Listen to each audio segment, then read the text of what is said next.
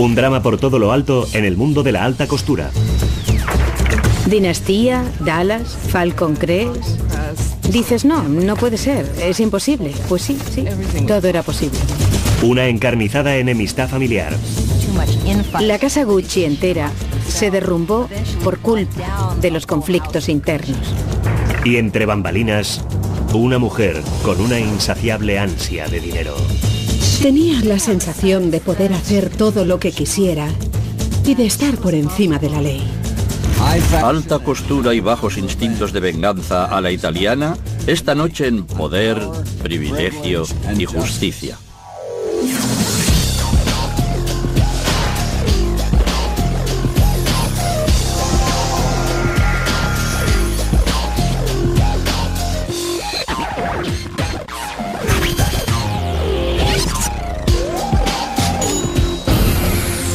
Crímenes imperfectos, ricos y famosos. Crimen de moda. 27 de marzo de 1995. Milán, Italia. 8:30 de la mañana. Maurizio da su paseo matutino hacia su despacho. Un año y medio después de ser destituido como presidente del famoso imperio familiar del mundo de la moda, se pasa los días buscando la manera de ganarse su próximo millón. Al entrar en el edificio, alguien se le acerca por la espalda y efectúa 3 disparos. Gucci cae al suelo gravemente herido. Pero para asegurarse de su silencio, el asesino le dispara el tiro de gracia en la cabeza. Un hombre dobla la esquina. El asesino se gira y dispara 2 veces en su dirección, dándole en el brazo. El pistolero corre hacia un coche que le espera y desaparece en las calles de Milán.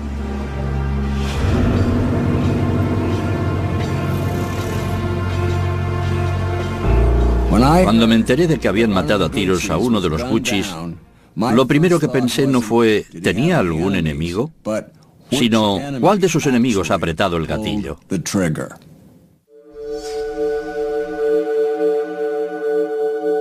Un crimen tan brutal, en plena luz del día, en Milán. La asociación inmediata es la mafia. Los investigadores llegan al lugar del crimen y empiezan a estudiar minuciosamente todos los indicios. Primero, parece una típica ejecución mafiosa, pero esta teoría se descarta pronto. Llegué a la escena del crimen 10 minutos después. Examinando la situación, me ero convinto que... Y decidí que no había indicios de que fuera obra del crimen organizado, sino más bien de improvisadores.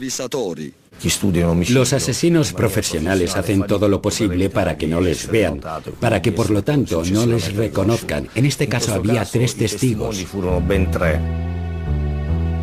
Descartada la teoría de que sea obra de la mafia, los carabinieri se preguntan si el asesinato puede estar conectado con el famoso imperio Gucci. Es un mundo de élite. El mundo de los ricos, el mundo de los famosos. Pero ¿quién dice que los ricos y famosos no se comportan mal? Los investigadores no necesitaron hurgar demasiado en los asuntos de la familia Gucci para toparse con graves conflictos. Cuando Maurizio Gucci fue asesinado, muchos se preguntaron si se trataba de una vendetta familiar. Las relaciones entre Gucci y su exesposa Patrizia también estaban marcadas por la acritud, por un odio todavía candente tras casi una década desde el día en que la había abandonado. Patrizia empezó a sentir, yo no lo llamaría odio, pero sí un resentimiento constante. En el mundo de la moda, los protagonistas no suelen rehuir los grandes titulares, pero cuando un miembro de su familia real es asesinado, cierran inmediatamente filas. Tras puertas cerradas, sin embargo, los rumores arreciaban. Que alguien muera es una cosa, pero la forma en que lo hizo, el hecho de haber sido asesinado a tiros, desencadena al momento el misterio de todo el asunto. Italia entera quería saber quién ha matado a Maurizio Gucci. No me cansaba nunca de oír las trifulcas familiares de los Gucci. Recuerdo una historia. Unos obreros encontraron el césped delante de la sede de Gucci sembrado de bolsos de $500. Al parecer, los miembros de la familia se los estaban lanzando a la cabeza en el piso de arriba y algunos habían salido volando por la ventana. Para poder resolver este caso, los carabinieri tendrían que investigar a fondo el negocio de la familia. 1921. La casa Gucci nació en Florencia, Italia. Aquí, Guccio Gucci fundó una modesta tienda de artículos de cuero destinada a los miembros de la élite de la ciudad. Para ello aprovechó la consolidada fama artesana de la zona.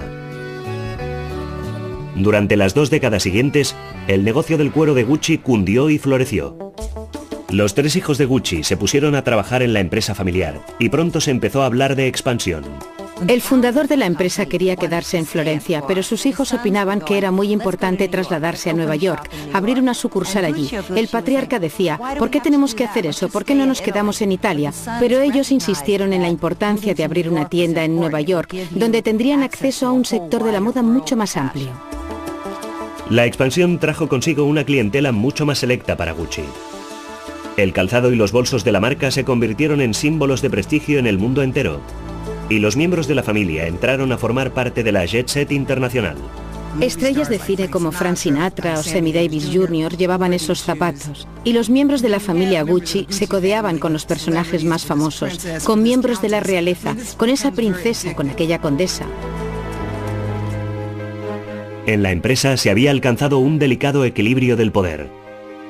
Pero este equilibrio se veía amenazado por el hecho de que uno de los hermanos tuviera 3 hijos y el otro solo uno, Maurizio.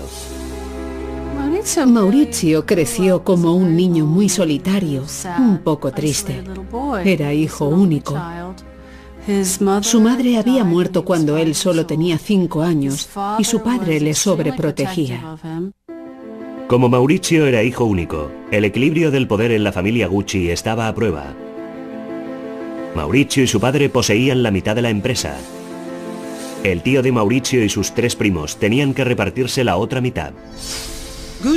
Gucci es como muchas empresas familiares en Italia, con numerosos herederos, y al llegar a la segunda o tercera generación, lo que sucede es que todas las acciones de la empresa están tan repartidas que surgen todo tipo de enemistades y conflictos. Aunque toda la familia participara en la empresa, no todos sus miembros estaban al tanto de los asuntos de dinero. Muchos secretos financieros permanecían ocultos para la nueva generación y Paolo Gucci empezó pronto a investigar. Quería saber por qué en 1978 las tiendas de Gucci en Estados Unidos habían registrado un volumen de ventas de $48 millones, pero en cambio no habían dado beneficios. Paolo no sabía que su padre y su tío desviaban gran parte de este dinero a cuentas extranjeras. La animosidad fue creciendo hasta que Paolo encontró ciertos documentos que demostraban la contabilidad creativa de su padre y los envió a los juzgados americanos. A causa de su propio hijo, Aldo Gucci, de 81 años, pasaría un año en una cárcel de Florida. Pero Paolo no era el único joven de la familia en meter cizaña. Maurizio, el tímido y discreto primo, se había enamorado de una mujer llamada Patrizia Reggiani. Ella había sido fruto de los amores entre una camarera y un magnate de los transportes. El posterior matrimonio de su madre con el rey de los camiones aseguró a Patrizia una vida de privilegiada riqueza. Maurizio quedó seducido por aquella mujer tan parecida a Elizabeth Taylor, pero su padre Rodolfo no tanto. Rodolfo se temía que en realidad Patrizia no fuera más que una buscona, que lo que más le gustaba de Maurizio eran su nombre y su fortuna. Le caía mal, desconfiaba de ella. Enfrentándose a su padre por primera vez en su vida, Maurizio se casó con Patrizia.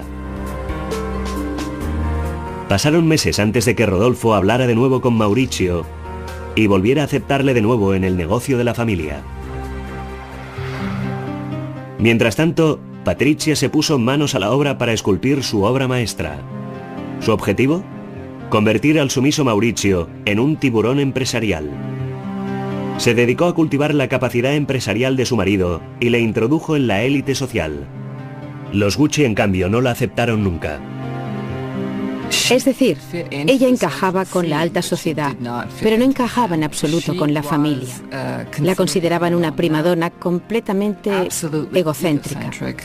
Imagínense, una extraña que se introduce en la familia, en ese clan que ya tenía sus problemas, sus conflictos. Pues encima ella llega y decide: ahora me encargo yo, tendréis que contar conmigo para todo. Un hijo luchando para hacerse un hueco en el negocio familiar. Una esposa intrigante afilando las garras de su marido. 5 familiares indignados luchando cada uno desde su reino de taifas. El desastre estaba cantado. La muerte a tiros en 1995 del antiguo presidente de Gucci, Maurizio Gucci, había causado conmoción en su Italia natal y en el mundo de la moda. Las sospechas recayeron enseguida en sus familiares. Cualquiera que estuviera mínimamente cerca de los Guccis sabía que en su mundo el dinero tenía siempre prioridad antes que la familia. Era una familia muy pendenciera, muy descontrolada de alguna manera. Hubo épocas en las que entre los juzgados estadounidenses y los italianos se acumulaban más de 20 querellas a la vez. Con 6 Guccis en el consejo de administración, nadie estaba satisfecho con su parcela de poder. Entonces se acabaron las contemplaciones. Azuzado por su ambiciosa mujer, Maurizio Gucci se preparaba para el asalto al poder que haría morder el polvo a sus primos. Hubiera sido lógico que estas encarnizadas batallas públicas afectaran negativamente los negocios de la empresa, pero cuanto más aparecía el nombre Gucci en la prensa amarilla, más deseaba todo el mundo ser visto con los famosos artículos de la doble G. La popularidad, sin embargo, no siempre conlleva el éxito. Los Gucci empezaron a acordar franquicias de su marca a prácticamente cualquiera que estuviera dispuesto a pagar. La situación llegó a su clímax en julio de 1982, cuando Paolo pretendió tomar las riendas en una reunión de la empresa. La familia entera se había reunido para repasar las cuentas y el estado financiero de la empresa. Y Paolo se presentó con una grabadora. Hay varias versiones de lo que sucedió realmente, pero algunos dicen que Maurizio intentó retener a Paolo y otros dicen que Giorgio estaba intentando apoderarse de la grabadora, pero el resultado de la escaramuza fue que Paolo recibió un profundo rasguño en la cara, cerca de los ojos, y que entonces empezó a gritar, agarró su grabadora y salió corriendo del edificio de Via Tornabuoni en el centro de Florencia. A la gente le gusta pensar que los ricos no son especialmente felices. Aquí teníamos una familia tan próspera que, sin embargo, se destrozaba internamente. Y en el proceso también afectaba negativamente al negocio y al dinero que les mantenía unidos. El día siguiente del incidente con la grabadora, Paolo presentó una demanda judicial de muchos millones de dólares contra sus familiares. Pero aquel no era el único problema en la casa Gucci. En pocos años, su imagen había registrado un importante deterioro en Estados Unidos.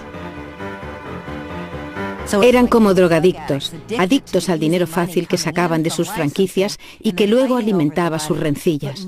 Pero fueron perdiendo el prestigio porque objetos cada vez más baratos enarbolaban la doble G. Ya no era un asunto de la jet set, era una especie de broma. Los primos Gucci vendían gustoso su marca en el mercado de masas, siempre que el dinero siguiera entrando a espuertas.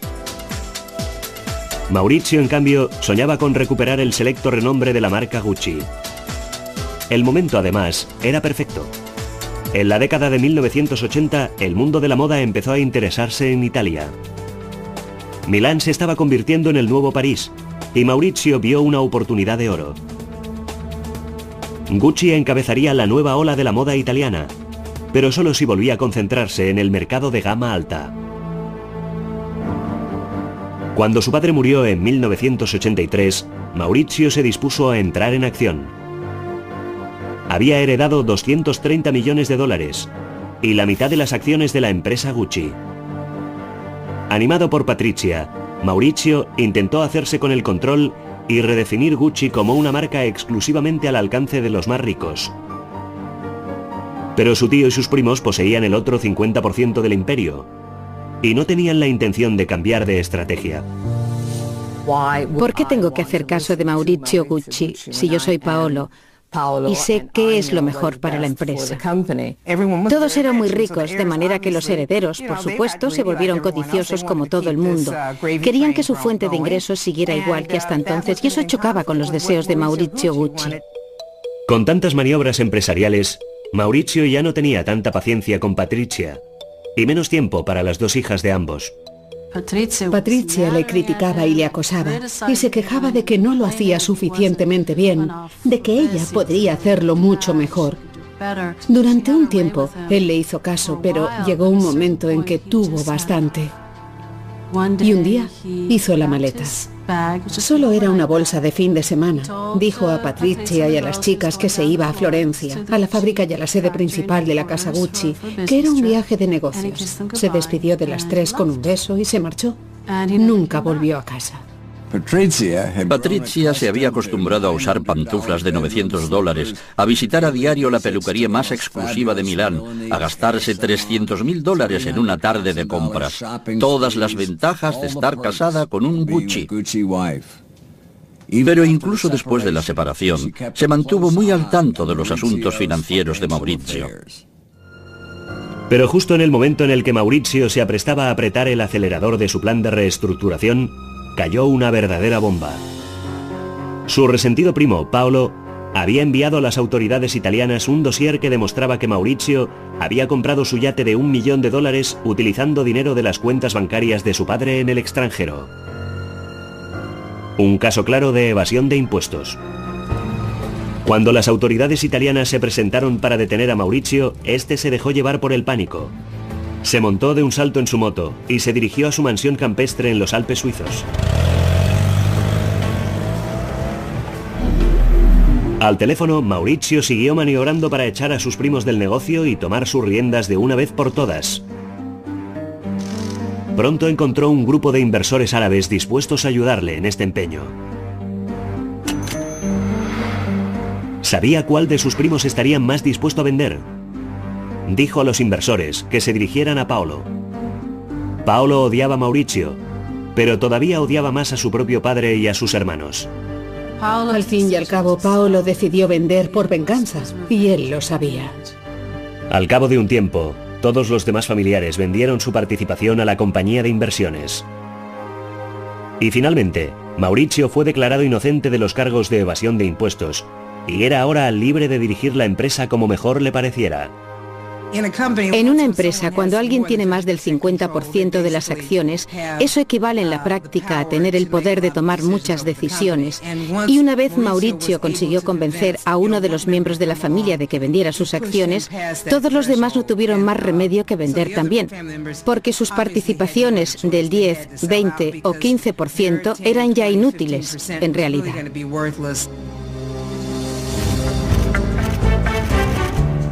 Maurizio era ahora el único Gucci en la casa Gucci.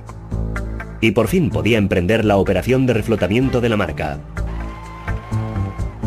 Recurrió a un joven diseñador llamado Tom Ford para que recondujera la línea de la casa.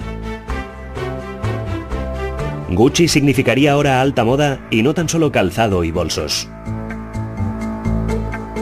Pero era demasiado, y demasiado rápido. Al eliminar todas las franquicias de gama baja, la empresa había perdido $100 millones. Las finanzas personales de Maurizio también habían sufrido, con pérdidas de unos $40 millones. Maurizio seguía disfrutando de sus 2 Ferraris, su yate y su chalet suizo, pero recortó drásticamente la mensualidad que pagaba Patricia, de $150.000 a $90.000. La señora Gucci estaba indignada, pero ¿tanto como para matar? Es lo que los investigadores debían descubrir. Maurizio Gucci había conseguido hacerse con el control del imperio Gucci. Pero la victoria también tenía sus puntos negativos. La lucha por el poder le había ganado más enemigos que amigos. Y ahora, por si fuera poco, bajo la dirección de Maurizio, la empresa estaba al borde de la quiebra. A pesar de todo, siguió empecinado con su proyecto, convencido de que podría enderezar la situación y llevar a su empresa hacia las más altas esferas. El pobre Maurizio, sin embargo, no había heredado el talento para los negocios de su abuelo. La familia es una espada de doble filo para cualquier tipo de negocio, porque el fundador tiene el dinamismo necesario para iniciarlo y la siguiente generación quizás pueda extender y ampliar el negocio. Pero lo que suele ocurrir, y no tan solo en el mundo de la moda, es que la tercera generación lo eche todo a perder. La empresa y su intrépido director sufrían una grave sangría de dinero. En septiembre de 1993, los socios de Mauricio, los inversores árabes de Investcorp, intentaron detener la hemorragia. Despidieron a Mauricio. Cualquier grupo inversor que invierte en una empresa como Gucci desea una estrategia de éxito total. No han invertido solo para ver cómo el pequeño negocio cosecha algún éxito secundario. Quieren ganar mucho dinero. Por primera vez en su larga historia, ya no quedaba ningún Gucci en la casa Gucci. Mauricio obtuvo unos 120 millones de dólares por su participación en la empresa. El trato le pareció justo, pero su exesposa Patricia montó en cólera.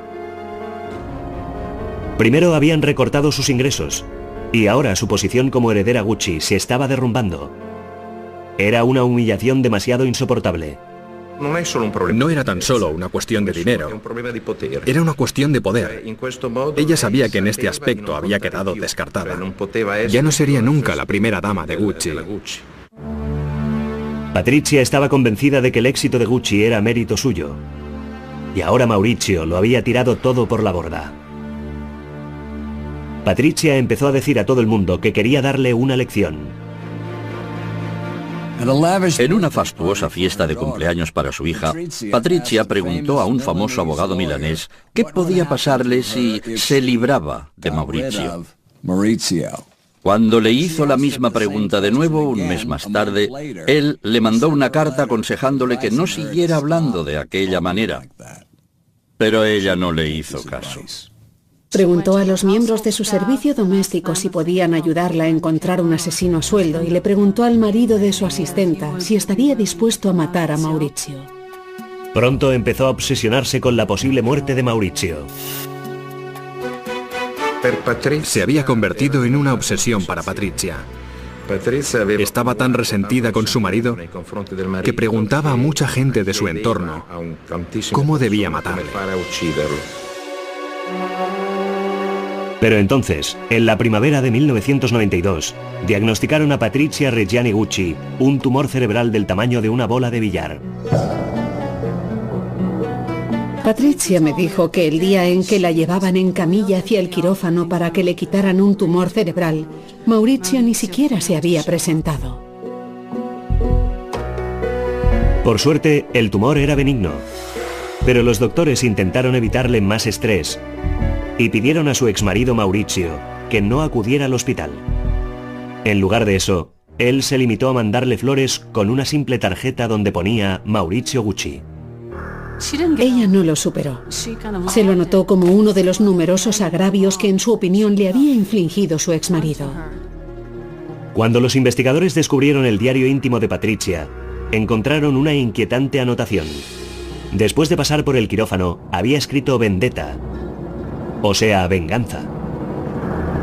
El 19 de noviembre de 1994, tras casi 10 años de separación, el divorcio de Mauricio y Patricia era por fin definitivo. Casi todas las mujeres divorciadas estarían encantadas con un estipendio de $850.000 anuales y casas en Milán, Nueva York y Montecarlo. Pero Patricia, en cambio, calificó la oferta de simple plato de lentejas. Aquella pequeña carnívora solo se sentiría satisfecha con el mejor corte de carne de primera clase. Al poco tiempo de haber sido eliminado de su negocio familiar, Mauricio Gucci parecía dispuesto a empezar de nuevo. Y con una nueva mujer, habitual de la alta sociedad de Milán, llamada Paola Franchi. Los tortolitos se construyeron entonces un verdadero nidito de amor. Entre los dos renovaron un enorme apartamento en el selecto Corso Venezia de Milán y lo llenaron de muebles y obras de arte de un gusto exquisito. El simple alquiler de aquella vivienda se elevaba a nada menos que $250,000 al año. A la ex señora Gucci, Patricia, aquello le sentó muy mal. Y no tan solo por el hecho de que Mauricio hubiera encontrado un nuevo amor, Patrizia estaba muy preocupada, por una parte, por la posibilidad de que Maurizio despilfarrara todo su dinero, y por otra porque si casualmente Paola le daba hijos, ellos serían los herederos, y ella se quedaría sin nada, puesto que básicamente se estaba gastando el dinero de sus hijas. Maurizio estaba gastando sin medida, y el dinero salía mucho más rápido que entraba. Desde su salida de Gucci, todavía no había encontrado un trabajo que pudiera mantener satisfechas a una amante y a una ex esposa durante mucho tiempo.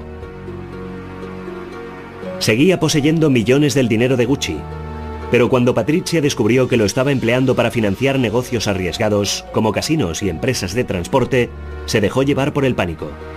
Maurizio no tenía talento para los negocios.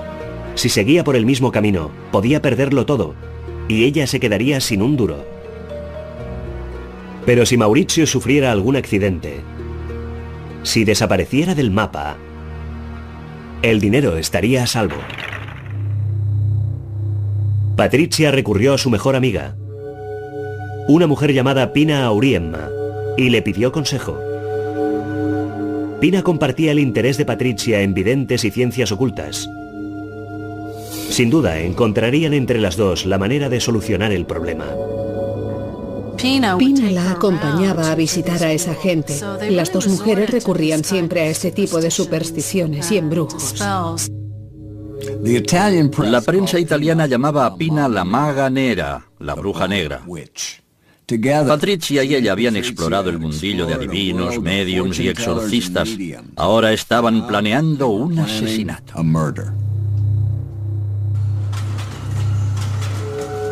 No era la primera vez que Pina y Patrizia tenían escarceos con el mundo de lo oculto, pero un asesinato era algo totalmente distinto. Pina se puso en contacto con el portero de un hotel de mala muerte en los barrios bajos de Milán. No era más que un ladronzuelo de poca monta, pero dijo que intentaría encontrar a alguien para hacer el trabajo. Cuando Pina dijo a Patrizia que el hombre necesitaba un adelanto, ella pagó sin rechistar. Pero fueron pasando los días y las semanas, y Patrizia estaba cada vez más impaciente. Patrizia insistía una y otra vez a Pina. Le preguntaba por qué no ha cometido todavía el asesinato. ¿Por qué sigue vivo Maurizio? Ya han pasado varios meses y estoy harta de esperar. He pagado un adelanto. En aquel momento, para salir de su incómoda posición de intermediaria, Pina presentó al portero directamente a Patrizia, y a partir de entonces fue esta quien manejó la situación. Ahora, con Patrizia al mando, el plan empezó a ponerse en práctica. El 27 de marzo de 1995, a las 8:30 de la mañana, un pistolero siguió a Maurizio Gucci, el antiguo presidente de la gran marca de moda, de camino a su oficina, y le descerrajó 4 balas,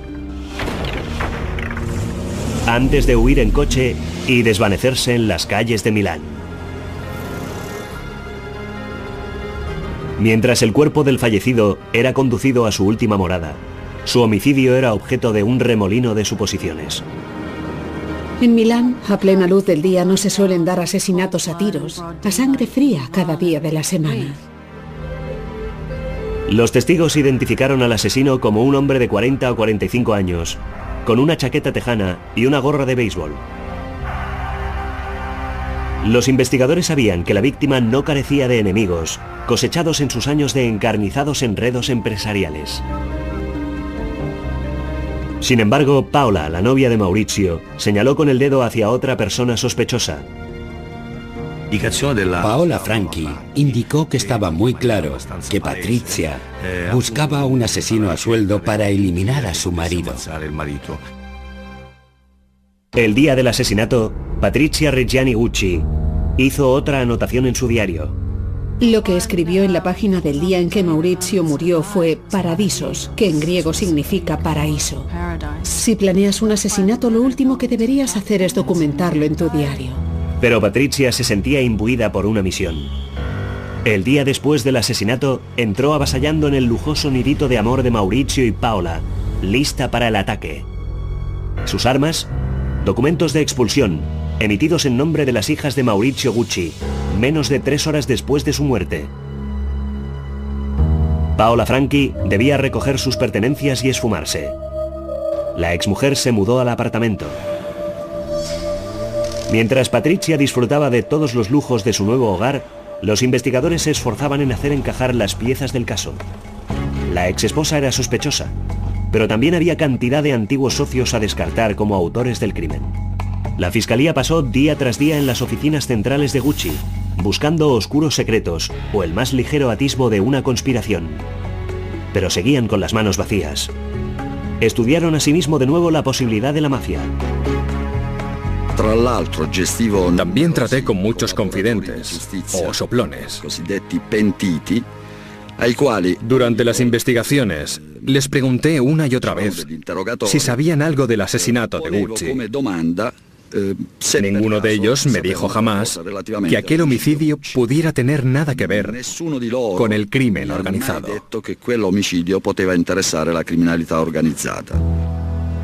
La investigación estaba en punto muerto.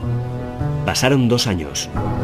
La policía estaba segura de que Patrizia tenía algo que ver con el asesinato, pero no tenían nada que la relacionara con el pistolero. Pero de repente, Filippo Nini, el jefe de policía de Lombardía, recibió una llamada inesperada de un hotelero arruinado llamado Gabriele Carpanese. Dijo que sabía quién había matado a Maurizio Gucci. Nini organizó un encuentro con Carpanese en un café de los barrios bajos de Milán. Llegué con mi chofer, que detuvo el coche allí. Salí del coche y anduve hasta el final de la calle. A 3 metros de distancia, al otro lado de la calle, reconocí a Carpanese, que se había descrito a sí mismo como una persona muy alta y corpulenta, con una chaqueta roja. Carpanese contó a Nini que un hombre llamado Ivano Savioni fanfarroneaba de haber estado involucrado en el asesinato de Maurizio Gucci. Savioni era el portero de un hotel de mala muerte y amigo de Pina Auriemma. La colaboración de Carpanese fue muy importante. Se puso a nuestra disposición. Aceptó llevar un micrófono oculto. Le convencimos para que hablara con Savioni, para oír directamente las declaraciones que, según él, este había hecho. En la grabación, Savioni decía que la amiga de Patrizia, Pina, le había hablado de matar a Maurizio Gucci. Savioni llamó al propietario de una pizzería, amigo suyo, y este entró en contacto con un mecánico que vivía detrás de su restaurante. El mecánico aceptó hacer el trabajo. Increíble. Patrizia dispone de millones y ¿a qué tipo de banda recurre? A una entusiasta del tarot, un portero de un hotel de mala muerte, un pizzero y un mecánico. Es un milagro que el plan llegara a llevarse a cabo. Patrizia no tenía la más mínima idea de que la policía descubriría su complot. Patrizia vivió durante 2 años con sus 2 hijas en el lujoso apartamento que Maurizio había amueblado para su amante, Paola, y estaba convencida de que su crimen había quedado impune. Poco se imaginaba que la policía estaba cerrando el cerco a su alrededor. Pincharon sus teléfonos y vigilaron sus actividades. Por fin los agentes disponían de suficientes pruebas para detenerla. El 31 de enero de 1997, a las 4:30 de la tarde, la sorprendieron en casa. Pidió a los agentes que la esperaran un momento y cuando regresó todo el mundo se quedó sin aliento, porque iba vestida con un abrigo de visón largo hasta los pies y enjollada con oro y diamantes. Así era Patrizia. Patrizia dijo que se negaba rotundamente a prescindir de sus joyas y sus pieles, porque tenían que ir con ella, fuera donde fuera. Nosotros no insistimos, pero lo primero que hicieron los guardias en la cárcel fue confiscar sus joyas y guardarlas en una caja fuerte. Patrizia Gucci había dicho una vez a la prensa: es mejor llorar en un Rolls Royce que ser feliz en bicicleta. Ahora, Patrizia iba a descubrir cómo era sollozar en la celda de una prisión.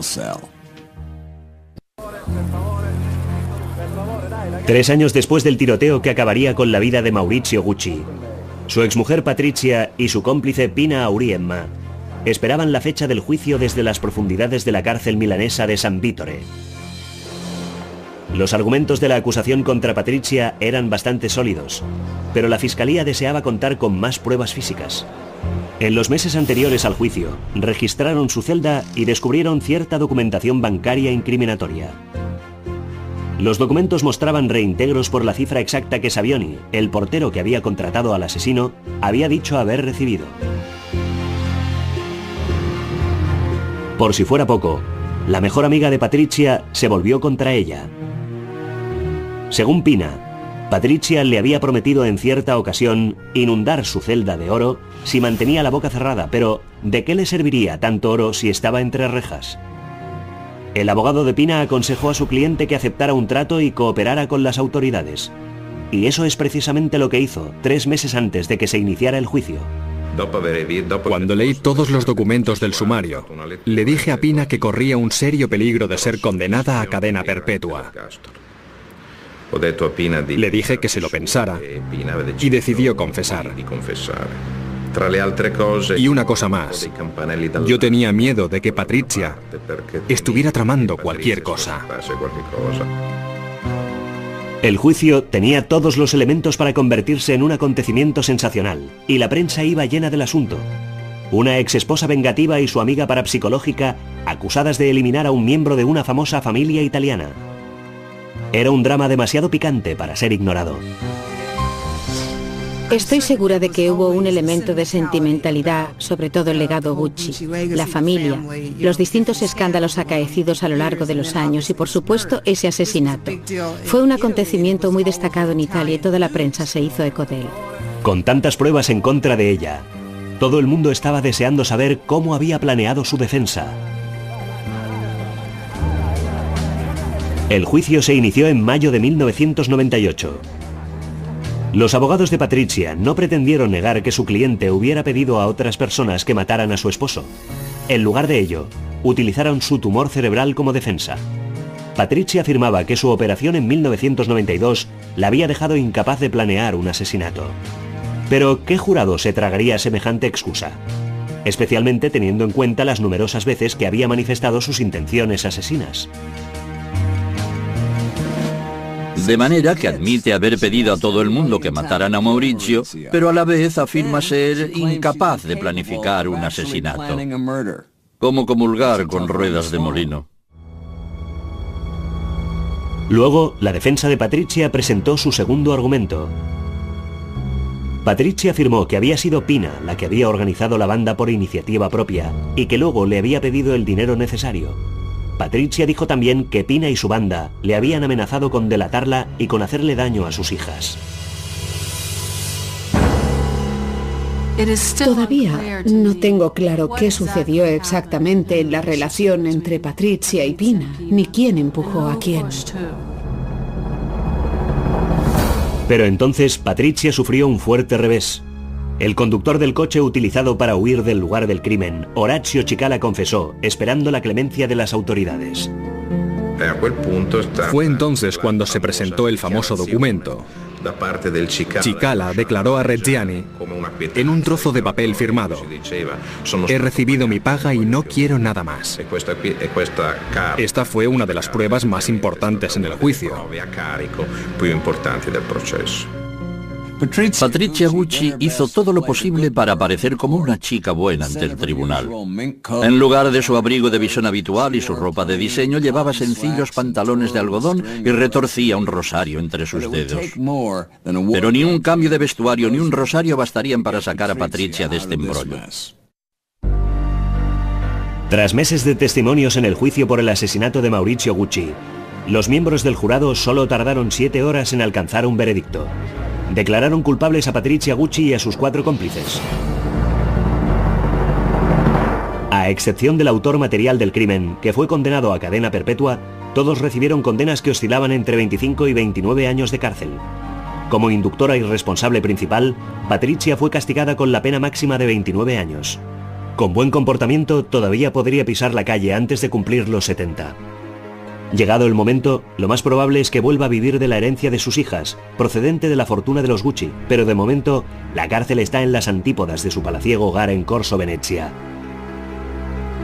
En la cárcel, ha sufrido agresiones de las otras reclusas y ataques epilépticos a consecuencia del tumor cerebral que le quitaron en 1992. Patrizia Reggiani ha sufrido mucho en la cárcel. No es así como quería que acabaran las cosas. Sus hijas, Alessandra y Allegra, defienden a su madre y proclaman su inocencia.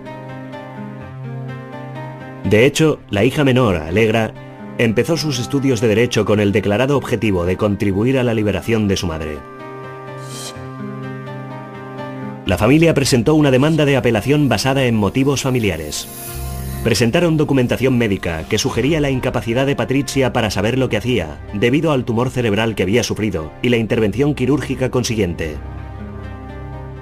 En mi larga carrera he oído los argumentos más peregrinos para defender a un acusado, pero recurrir al de la enajenación para defender a alguien que ha contratado a un asesino a sueldo, eso sí que está cogido por los pelos. En julio de 2004, las autoridades judiciales italianas aceptaron reabrir el caso. Mientras tanto, la casa Gucci ha pasado a ser el Grupo Gucci, una expansión que la ha convertido en una de las empresas más importantes del mundo en el sector de la moda.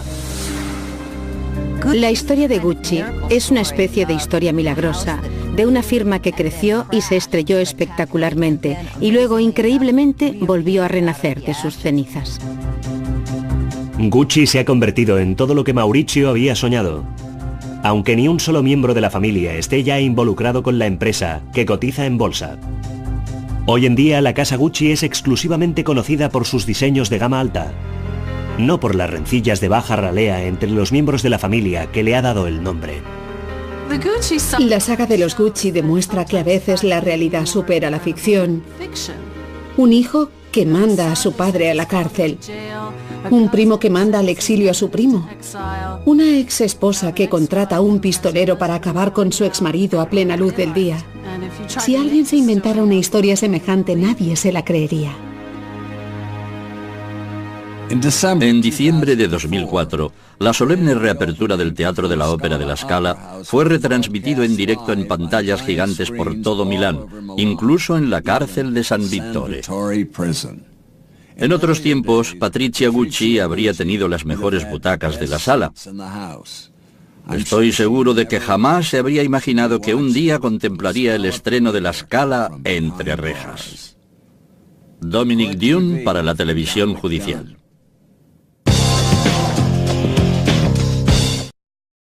Trataba de una vendetta familiar. Las relaciones entre Gucci y su exesposa Patrizia también estaban marcadas por la acritud, por un odio todavía candente tras casi una década desde el día en que la había abandonado. Patrizia empezó a sentir, yo no lo llamaría odio, pero sí un resentimiento constante. En el mundo de la moda, los protagonistas no suelen rehuir los grandes titulares, pero cuando un miembro de su familia real es asesinado, cierran inmediatamente filas. Tras puertas cerradas, sin embargo, los rumores arreciaban. Que alguien muera es una cosa, pero la forma en que lo hizo, el hecho de haber sido asesinado a tiros, desencadena al momento el misterio de todo el asunto. Italia entera quería saber quién ha matado a Maurizio Gucci. No me cansaba nunca de oír las trifulcas familiares de los Gucci. Recuerdo una historia. Unos obreros encontraron el césped delante de la sede de Gucci sembrado de bolsos de $500. Al parecer, los miembros de la familia se los estaban lanzando a la cabeza en el piso de arriba, y algunos habían salido volando por la ventana. La asociación inmediata es la mafia. Los investigadores llegan al lugar del crimen y empiezan a estudiar minuciosamente todos los indicios. Primero, parece una típica ejecución mafiosa, pero esta teoría se descarta pronto. Llegué a la escena del crimen 10 minutos después. Examinando la situazione mi ero convinto que... Y decidí que no había indicios de que fuera obra del crimen organizado, sino más bien de improvisadores. Los asesinos profesionales hacen todo lo posible para que no les vean, para que por lo tanto no les reconozcan. En este caso había 3 testigos. Descartada la teoría de que sea obra de la mafia, Los carabinieri se preguntan si el asesinato puede estar conectado con el famoso imperio Gucci. Es un mundo de élite. El mundo de los ricos, el mundo de los famosos. Pero ¿quién dice que los ricos y famosos no se comportan mal? Los investigadores no necesitaron hurgar demasiado en los asuntos de la familia Gucci para toparse con graves conflictos. Cuando Maurizio Gucci fue asesinado, muchos se preguntaron si se... Un drama por todo lo alto en el mundo de la alta costura. Dinastía, Dallas, Falcon Crest... Dices, no puede ser, es imposible. Pues sí, todo era posible. Una encarnizada enemistad familiar. La casa Gucci entera se derrumbó por culpa de los conflictos internos. Y entre bambalinas, una mujer con una insaciable ansia de dinero. Tenía la sensación de poder hacer todo lo que quisiera y de estar por encima de la ley. Alta costura y bajos instintos de venganza a la italiana, esta noche en Poder, Privilegio y Justicia.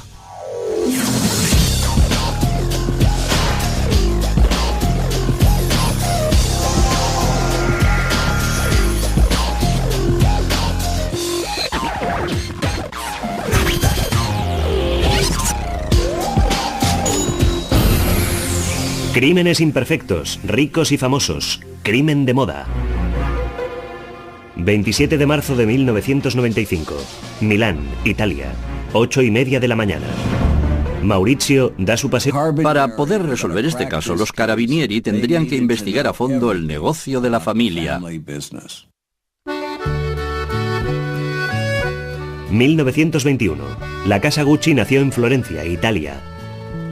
Aquí, Guccio Gucci fundó una modesta tienda de artículos de cuero destinada a los miembros de la élite de la ciudad. Para ello aprovechó la consolidada fama artesana de la zona. Durante las 2 décadas siguientes, el negocio del cuero de Gucci cundió y floreció. Los 3 hijos de Gucci se pusieron a trabajar en la empresa familiar y pronto se empezó a hablar de expansión. El fundador de la empresa quería quedarse en Florencia, pero sus hijos opinaban que era muy importante trasladarse a Nueva York, abrir una sucursal allí. El patriarca decía, ¿por qué tenemos que hacer eso? ¿Por qué no nos quedamos en Italia? Pero ellos insistieron en la importancia de abrir una tienda en Nueva York, donde tendrían acceso a un sector de la moda mucho más amplio. La expansión trajo consigo una clientela mucho más selecta para Gucci. El calzado y los bolsos de la marca se convirtieron en símbolos de prestigio en el mundo entero. Y los miembros de la familia entraron a formar parte de la jet set internacional. Estrellas de cine como Frank Sinatra o Sammy Davis Jr. llevaban esos zapatos. Y los matutino hacia su despacho. Un año y medio después de ser destituido como presidente del famoso imperio familiar del mundo de la moda, se pasa los días buscando la manera de ganarse su próximo millón. Al entrar en el edificio, alguien se le acerca por la espalda y efectúa 3 disparos. Gucci cae al suelo gravemente herido. Pero para asegurarse de su silencio, el asesino le dispara el tiro de gracia en la cabeza. Un hombre dobla la esquina. El asesino se gira y dispara 2 veces en su dirección, dándole en el brazo. El pistolero corre hacia un coche que le espera y desaparece en las calles de Milán.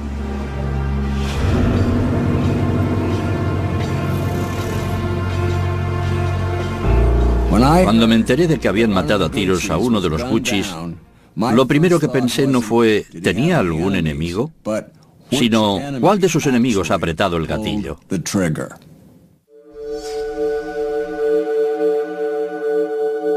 Un crimen tan brutal, en plena luz del día, en Milán.